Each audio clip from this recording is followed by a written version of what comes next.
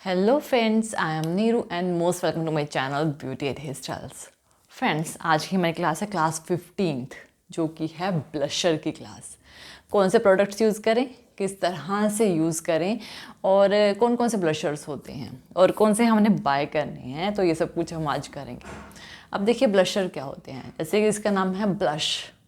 Blush करना means to से कि जब हम किसी चीज़ को देखते हैं तो हमारे जो गाल है ना, यानी जब हम कुछ ऐसी चीज़ को देख लेते हैं कि जिसको हमें थोड़ा शाय फील होता है, थोड़ी शर्म सी आती है, तो हमारे गाल ना लाल हो जाते हैं, तो हम कहते हैं कि ब्लश कर रहे हैं। तो ये वाली जो चीज़ है ना, ये वाली चीज़ तो ये वाली चीज़ पे ज़्यादा एनहेंस होती है, हमारी ब्लश करती है, जिसकी थोड़ा रेडिशनेस आ जाती है। तो यही होता है ब्लशर। ब्लशर का काम यही होता है, यही करता है ब्लशर। अब ब्लशर को अप्लाई, कौन से ब्लशर यूज़ करने हैं, अप्लाई कहाँ से करना है। अब मैंने आपको, अगर आपको याद हो तो मैंने 3 फिंगर रूल बताया था आपको, ठीक है ना। In this one 3 finger rule बताया था कि आपकी ये वाली फिंगर है वो यहाँ पे होनी चाहिए एंड देन इसको प्लेस कर लो। तो ये जो बड़ी वाली फिंगर है ना, ये आपके कंटूर को बताती है, ये आपके ब्लश को बताती है। और देखिए ये सबसे बड़ी बात है कि ये भी बताती है कि ब्लश कहाँ तक होना चाहिए। तो यहाँ तक ब्लश होना चाहिए और ये वाली चीज़ पे ब्लश होना चाहिए। तो यहाँ पे हम ब्लश अप्लाई करते हैं। ब्लश क्या करेगा कि आपके मेकअप में ना एनहेंस करेगा, आपके मेकअप का बहुत अच्छा जो है रिज़ल्ट प्रोवाइड करता है। यानी कि जब हम मेकअप को सेट करते हैं ना, तो वो बहुत फेडी लगता है, बहुत ही ज़्यादा, क्योंकि सारे फीचर्स जो है वो छुप जाते हैं। लेकिन जब हम कंटूर ब्लश हाईलाइट करते हैं तब हमारा एक्चुअल मेकअप निकल के आता है, वो होता है हमारा एक्चुअल मेकअप, ठीक है ना। तो हमारे पास जो है, जो 15th नंबर पे हम ब्लश कर रहे हैं।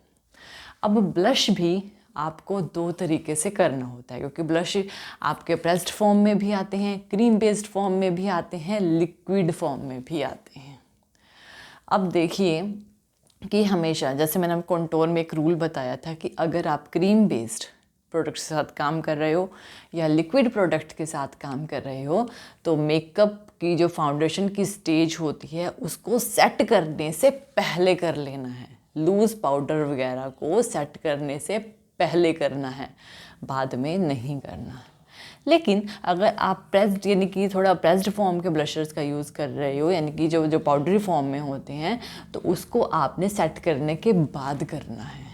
ये चीज़ का बिल्कुल ध्यान रखना। अगर आप लिक्विड ब्रशेस का, क्रीम बेस्ड ब्रशर का यूज़ करोगे तो सेटिंग से पहले करना है, और अगर आप बाद में करोगे, यानी कि अगर आप पेस्ट फॉर्म का, तो सेटिंग के बाद करना है।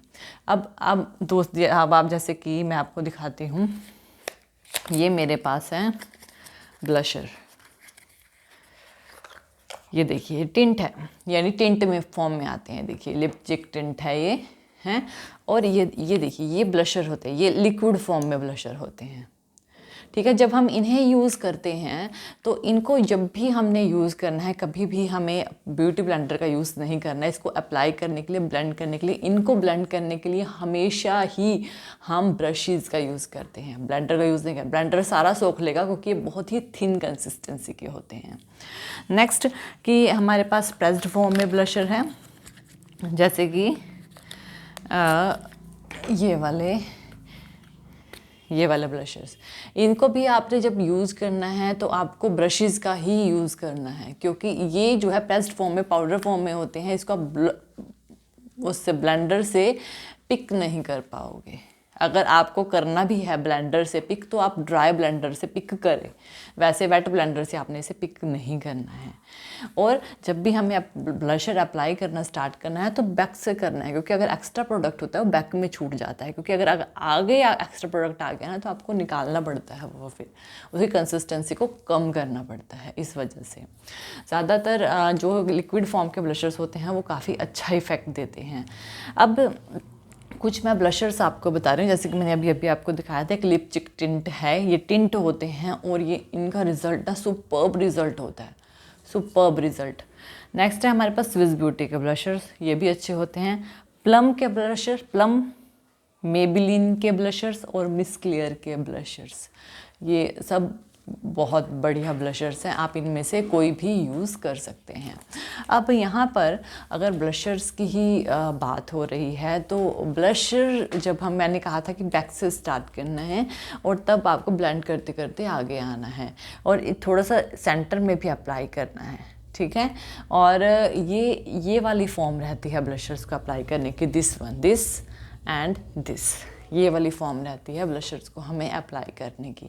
और जब हम यहाँ से स्टार्ट करना है तो इसको अच्छा थोड़ा सा ऊपर की साइड में ब्लेंड करना है, ज़्यादा नहीं, हल्का सा करना है। तो इससे क्या होगा कि आपका जो मेकअप है ना बहुत ही ज़्यादा अच्छा आएगा। कुछ ब्लशर्स मैंने आपको यहाँ पे रिकमेंड किए हैं, वैसे आप लेना चाहते हैं कोई भी ले सकते हैं, रूल वही है ब्लशर्स को यूज़ करने का भी। हाँ, एक चीज़ और, ब्लशर जब लोगे ना तो वो शिमर में ना लेना, वो मैट में ही यूज़ करना तो इफ़ेक्ट अच्छा होगा। शिमर में बहुत ज़्यादा शिमरी हो जाता है क्योंकि हाईलाइट भी करना होता है। तो यहाँ पे जब रूल वही है, लाइट के लिए लाइट, डार्क के लिए डार्क, ठीक है। लाइट के लिए लाइट ब्लशर यूज़ करने हैं, डार्क के लिए डार्क ब्लशर यूज़ करने हैं। अब सपोज़ कीजिए कि आपके पास कोई क्लाइंट है, अगर वो डस्की स्किन का है और आप उस पर पिंक ब्लशर लगा दोगे तो वो क्या अच्छा लगेगा। जैसे कि ये मैंने आपको दिखाया था, ये पिंकिश हल्का सा पिंक में है, मरमेड कलर में है, ये मरमेड शेड है ये वाला, दिस वन। अगर ये शेड आप किसी डस्की स्किन पे लगा दोगे तो क्या अच्छा लगेगा, नहीं लगेगा।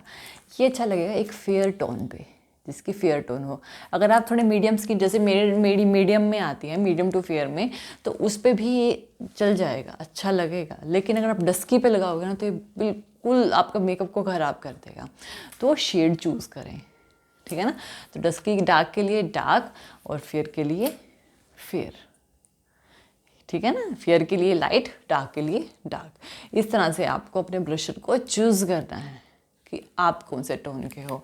और दूसरा मैंने जो आपको ब्रशेस बताए हैं, जो टिंट, इनका इफेक्ट वाकई में बहुत अच्छा था। मैं क्या करती हूँ, ज़्यादातर पहले ये यूज़ कर लेती हूँ टिंट, दैन अपना मेकअप को जब सेट कर लेती हूँ उसके बाद मैं प्रेस्ड फॉर्म का एक बार और ऊपर से थोड़ा सा अप्लाई कर लेती हूँ। इससे क्या होगा कि इंटेंसिटी बढ़ जाती है ब्लशर की।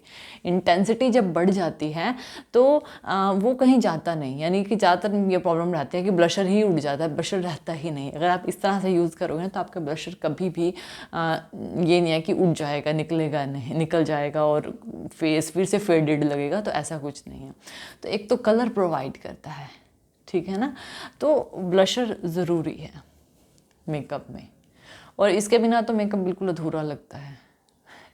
तो फ्रेंड्स, आपको जो है ब्लशर्स मैंने आपको बता दिए हैं, आपको कौन से जो आप बाय कर सकते हो। बहुत ही अच्छे ब्लशर्स हैं ये सारे, जो कि ये जो टिंट और स्विस ब्यूटी का, प्लम का, मेबलिन का, मिस क्लियर के ब्लशर्स, जो कि ये मिस क्लियर के ही ब्लशर्स हैं। ये देखिए दिस वन, ये भी अच्छे रिज़ल्ट हैं। अब इसी में देख लीजिए, अगर कोई डार्क स्किन का हो तो मैं ये वाला उन पे अप्लाई करूँगी, ये वाला कम करूँगी, थोड़ा ब्राउन शेड में है। कोई लाइट स्किन का है तो ये वाला अप्लाई करूँगी, फेयर में है और अंडरटोन भी अगर कूल है। ये वाला थोड़ा नॉर्मल पे चला जाएगा, ठीक है, यानी मैं भी यूज़ कर सकती हूँ। लेकिन मैं ज़्यादातर ये वाला यूज़ करती हूँ, मुझे ये वाला काफ़ी पसंद है इसमें से खुद के लिए। और लेकिन अगर मैं टिंट की बात करूँ ना, तो टिंट में हमेशा लाइट पे ही जाती हूँ, मुझे ये वाला टिंट पसंद है। तो आप अपने अकॉर्डिंग से चूज़ कर सकते हैं। So friends, I hope so कि आपको ये मेरा वीडियो पसंद आया होगा। तो थैंक यू वीडियो देखने के लिए। और ज़्यादा अपडेटिंग वीडियोस के लिए आप मेरे channel beauty and hair style पर मुझे सब्सक्राइब कर सकते हैं। Thank you friends, good bye.